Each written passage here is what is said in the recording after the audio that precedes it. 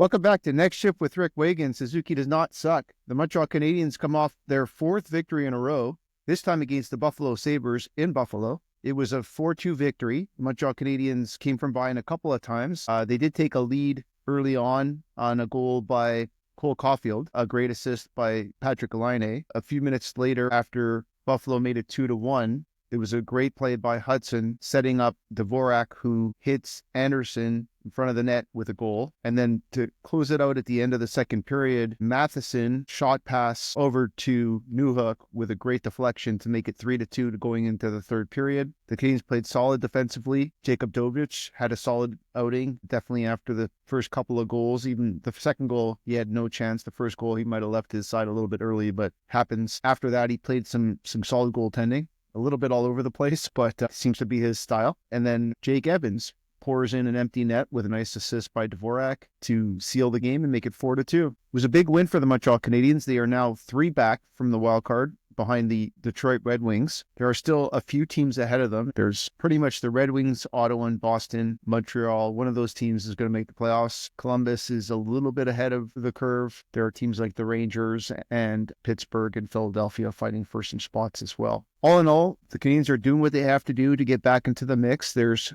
2 games before the trading deadline. The Canadiens play Buffalo in Montreal, and then they head on their Western Canadian road trip. On Thursday, they play the Edmonton Oilers. Saturday, they play Calgary, and then they finish it off with Vancouver and Seattle. So the Canadiens have some important games ahead of them. They're definitely playing the type of hockey they need to play to get into the mix. I feel Patrik Laine still fighting it in terms of forechecking and defensive play, but he's playing a better offensive game, 5-on-5 in the power play. Last game was all Lane Hutson, in my opinion. Lane Hutson just played a tremendous hockey game, got 2 assists, played solid defensively, kept the team in it, and brought it. So he's definitely a key gamer getting into the playoff mode that they're in. They're definitely playing every game like it's a playoff game. They didn't have their best game on Saturday night, but they took it to Buffalo and won the game.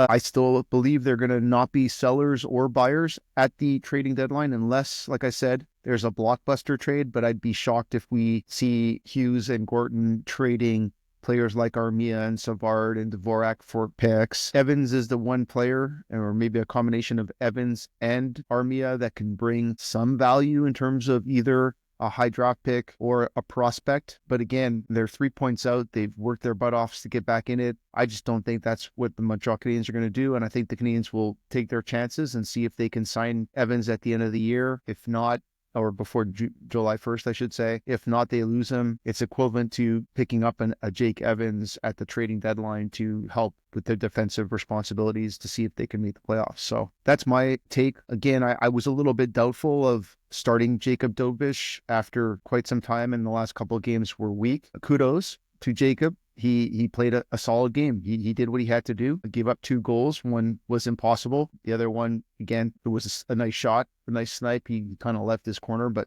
again, that's nothing you can do about that. All in all, a solid game for the Montreal Canadiens. Looking forward to the next ones. I'll try to do a pregame show. If I don't, I have the Montreal Canadiens winning again, this time 4-3. I did say that last time, and I think it was only 4-2. This time 4-3. Maybe this time's the one in overtime. So looking forward to the game, looking forward to the rest of the week. That's it for me for now. That's it for Next Shift with Rick Wagan. Suzuki does not suck. Talk to you guys soon.